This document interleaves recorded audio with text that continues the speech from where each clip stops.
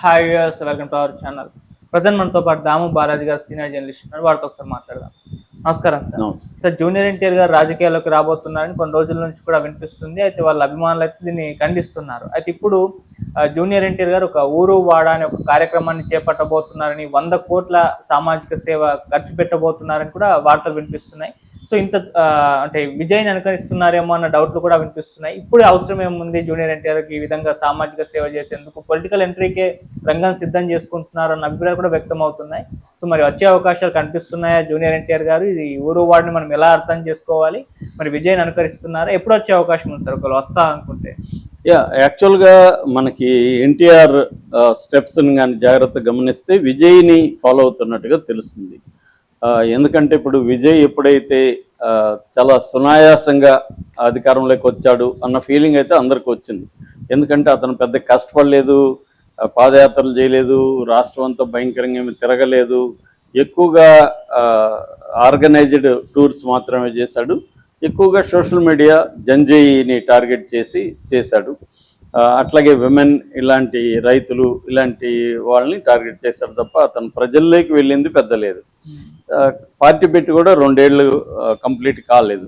So అందువల్ల అందరికి కూడా విజయ్ని అసలు ఎవరు కూడా అధికారంలోకి వస్తారనుకోలేదు. మహా అంటే 7 to 8% ఓట్ షేర్ వస్తుంది, ఒక పవన్ కళ్యాణ్ లాగా ఉంటాడు అని అనుకున్నారు. Pure in its form with grace made noble.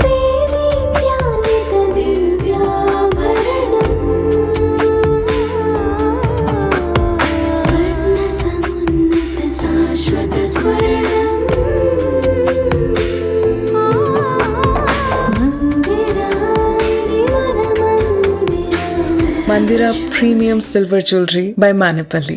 ఎప్పుడైతే అధికారంలో వచ్చానో అందరూ షాక్ అయ్యారు. దాంతో మనం కూడా రావచ్చు కదా అని అనిపించింది. ఈవెన్ పవన్ కళ్యాణ్కి కూడా ఒక జలసీ వచ్చినట్టు కనబడింది. మనం ఎప్పటి నుంచో ఫైట్ చేస్తున్నాం, మనం ఇప్పటికేమో డిప్యూటీ సీఎంగా ఉన్నాము, అతను 2 ఏళ్ళు పార్టీ పెట్టి సీఎం అయిపోయాడు అన్న విధంగా అతను కూడా మాట్లాడడం జరిగింది. సో ఈ నేపథ్యంలో ఇప్పుడు ఎన్టీఆర్కి కూడా 43 ఏళ్ళు వచ్చాయి. కనీసం ఇంకో 10 ఏళ్ల తర్వాత అన్నా అతను కనీసం ఒక మంత్రో డిప్యూటీ సీఎం అన్నా అవ్వాలి. సో అవ్వాలంటే ఇప్పటి నుంచి ఒక ప్లాన్లో వెళ్ళాలి. ఈ 10 ఏళ్ల టైం తీసుకొని, 10 ఏళ్ళు అంటే 2034 ఎన్నికలకు కానీ 2039 ఎన్నికలకు కానీ అతను సీఎం టార్గెట్ చేసుకోవాలి. 34 టార్గెట్ చేసుకుంటే కనీసం 39 కన్నా అవుతాడు. ఎందుకంటే ఆల్రెడీ అతనికి ఇప్పుడు ఇందాక చెప్పిన 43 అయింది, 36 26కి 43 అంటే 36కి 53 వచ్చేస్తాయి. కాబట్టి ఇంకా అప్పటికి సీఎం 50s దాటినాక కూడా సీఎం కాకపోతే ఇంకా మరీ లేట్ అయిపోతుంది.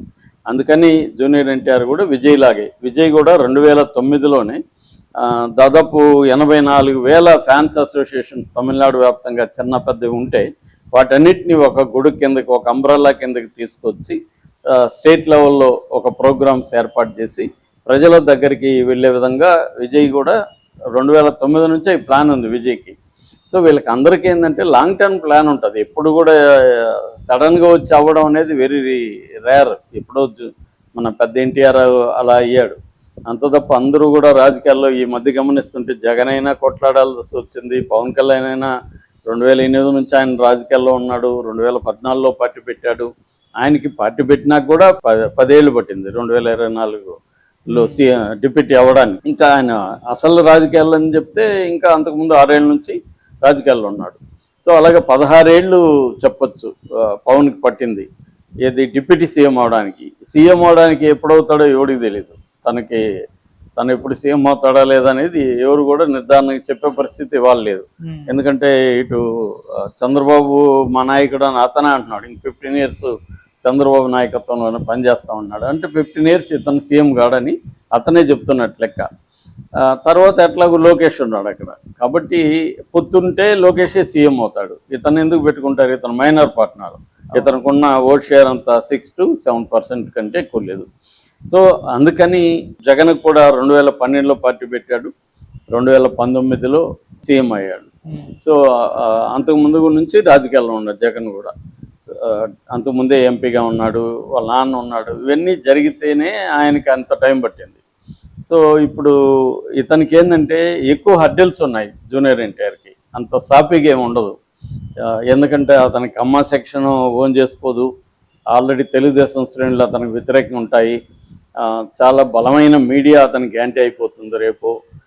ఇటు కెరీర్ పీక్లో ఉంది, ఇప్పుడు రేపు కెరీర్ కూడా దెబ్బతినే అవకాశం ఉంది.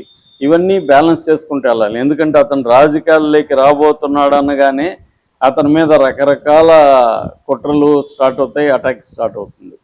సో అందుకని ఇప్పుడు కానీ ఇవన్నీ ఎదుర్కోకపోతే రాజకీయాల్లోకి నిలబడలేం. అది ఎన్టీఆర్కి తెలుసు. ఎందుకంటే అతను చాలా తక్కువ ఏజ్లోనే రాజకీయాల్లోకి వచ్చిన వ్యక్తి. కాకపోతే అప్పుడు ఓన్లీ ప్రచార సారథిగా ఉన్నాడు తప్ప అంతకంటే ముందుకు వెళ్ళలేకపోయాడు. ఎటువంటి పదవులు లేవు, ప్రజలతో దగ్గర అవడానికి ఏమీ చేయలేదు అతను. కానీ అతనికి ఒక చామ్ ఉంది, మాస్ అప్పీల్ ఉంది, ఇవన్నీ ఉన్నాయి. అందుకని ఇప్పుడు ఎన్టీఆర్ కూడా విజయ్లాగే ఇప్పుడేమీ రాజకీయాలు మాట్లాడకుండా అసలు రాజకీయాలకు నాకు సంబంధం లేదు, పొలిటికల్ పార్టీ నేను పెట్టట్లేదు అని చెప్తూనే ఇండైరెక్ట్గా ఒక సేవా సంఘాలు మొదలు పెట్టడం, మెల్లగా సినిమాల్లో కూడా పాలిటిక్స్ని డిస్కస్ చేయడానికి తీసుకురావడం, ఇలాగా మెల్లమెల్లగా వెళ్ళే అవకాశాలు మనకు కనబడుతున్నాయి. అందుకని ఇప్పుడు తిరుపతిలో ఈ నెల 18వ తేదీ దాదాపు 100 కోట్ల ఒక ప్రణాళికని చెప్పబోతున్నారు. అంటే దాని పేరు ఊరు వాడ అని పెట్టారు. మనకి కన్నడలో సిద్ధలింగయ్య అనే ఒక గొప్ప రైటర్ ఉన్నారు. ఆయన ఊరు కేర్ అనే ఒక ఆటోబయోగ్రఫీ రాస్తాడు. ఊరు కేర్ అంటే ఊరు వాడే. సో అలాగా ఇతను కూడా ఏంటంటే ఊరు కేడి, ఊరు వాడ అంటే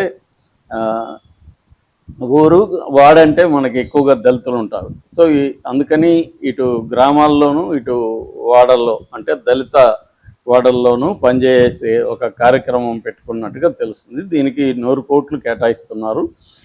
దీన్ని లక్ష్యము, ప్రణాళిక, దీనికి ఎలా ముందుకెళ్ళాలి, ఈ విషయాలంతా ఎన్టీఆర్ స్వయంగా ఈ నెల 18 తిరుపతిలో తాజ్ హోటల్లో జరగబోయే ప్రోగ్రాంలో వివరిస్తాడనమాట. అందుకని వాళ్ళు గత 4-5 రోజుల నుంచి జూనియర్ ఎన్టీఆర్ రాజకీయ పార్టీ పెట్టబోతున్నాడని వార్తలు వచ్చినప్పుడు అభిమాన సంఘాలు raNTR.com అనే ఒక వెబ్సైట్ నుంచి వాళ్ళు ప్రకటన ఇచ్చారు. రాజకీయాలకు సంబంధం లేదు, ఇది ఎప్పటి నుంచో అనుకుంటున్న ప్రోగ్రాము, దీర్ఘకాలికంగా అనుకుంటున్నాం, ఇప్పటికీ అది సాధ్యమైంది. సో రాజకీయాలకి దీనికి ఏం సంబంధం లేదని వాళ్ళు చెప్తున్నారు. వాళ్ళు చెప్పింది ఒక రకంగా టెక్నికల్గా కరెక్టే, రాజకీయాలకి ఇప్పటికిప్పుడు సంబంధం లేకపోవచ్చు. కానీ ఇప్పటికిప్పుడు ఇది ఎందుకు పెడుతున్నాడు అంటే విజయ్ బాటలో ఇతను కూడా ఒక గ్రౌండ్ లెవెల్లో తను సేవారంగంలో నుంచి మొదలయ్యి ముందుకెళ్దామని అనుకున్నాడు. చాలామంది కూడా ఎన్ఆర్ఐలు మనం గమనిస్తే రాజకీయాల్లోకి రావాలనుకున్నప్పుడు అంతకుముందు వాళ్ళు ఒక ఎన్జిఓ పెడతారు, నాన్ ప్రాఫిట్ ఆర్గనైజేషన్ పెట్టి వాటర్ అందించడమో లేకపోతే ప్రజలకి ఏదో కార్యక్రమాలు మొదలుపెట్టి ఆ నియోజకవర్గంలో ఫోకస్డ్గా పనిచేసుకుంటూ వెళ్తారు. ఆ తర్వాత డిమాండ్ చేస్తారు, నేను ఇలా చేస్తున్నాను సార్, ప్రజల్లో నాకు ఇది వచ్చింది, మీరు టికెట్ ఇవ్వండి అని ఏదో ఒక పార్టీని టికెట్ అడుగుతారు, నేను ఇంత ఖర్చు పెట్టుకుంటాను. ఇది మామూలుగా జరిగే మోడస్ ఆపరండి. సో అదే పద్ధతిలో విజయ్ చేశాడు కాబట్టి ఇప్పుడు తను కూడా అదే పద్ధతిలో చేసుకుంటా వెళ్ళి ఒక 10 ఏళ్ళు టార్గెట్ పెట్టుకొని ఈ 10 ఏళ్లలో ఇతనికి ఏంటంటే ఒకటి లోకల్గా గ్రామాల స్థాయి, వాడ స్థాయిలోకి పనిచేస్తారు కాబట్టి పొలిటికల్ పల్సు, జనాల పల్సు, జనాలకి ఏ సమస్యలు ఉన్నాయి ఇవన్నీ కూడా ఇతనికి పట్టు వస్తుంది. గ్రామ స్థాయిలో, అట్టడుగు స్థాయిలో ఎన్టీఆర్కి పట్టు వస్తుంది. ఇప్పుడు ఎందుకంటే ఈ ప్రోగ్రాముల పరంగా ఎన్టీఆర్ కూడా ప్రజలతో కలవడానికి వెళ్తాడు కదా. అంటే రాజకీయాలుగా డైరెక్ట్గా వెళ్తేమో అటాక్ మొదలవుతుంది. సేవా కార్యక్రమం అంటే పెద్ద అంత గట్టిగా అటాక్ ఉండదు. ఒకవేళ అటాక్ ఉన్నా కూడా ప్రజల్లో అతనేదో సేవ చేస్తుంటే వీళ్ళు ఎందుకు అటాక్ చేస్తున్నారు అనుకుంటారు. అందుకని ఈ ఎత్తుగడ వేసినట్టుగా మనకు అర్థమవుతుంది. ఇది ఒక ప్లాన్ ప్రకారం అయితే ఎన్టీఆర్ వెళ్తున్నాడు.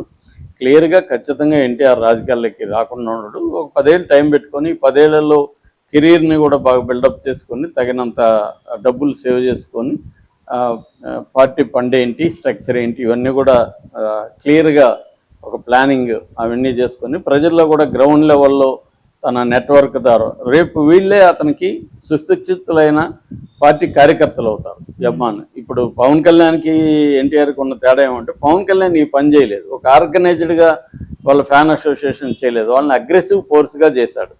సో అది అతనికి ప్లస్ మైనస్ కూడా అయింది. ఎన్టీఆర్ అట్ట కాకుండా విజయ్ స్టైల్లో ఆర్గనైజ్డ్ క్యాడర్ని స్టేట్ వైడ్ నిర్మించడం అనే కార్యక్రమం కూడా చేస్తున్నాడు. అంటే ప్రజల్లోకి ఎలా వెళ్ళాలి, ప్రజల సమస్యలు ఎలా తెలుసుకోవాలి, రేపు వీళ్ళే పార్టీ స్ట్రక్చర్గా అది మారిపోతుంది. సో అన్ని రకాలుగా ఒక ప్రీ ప్లాన్డ్గా జూనియర్ ఎన్టీఆర్ వెళ్తున్నట్టుగా మనకు అర్థం. Okay sir, thank you so much.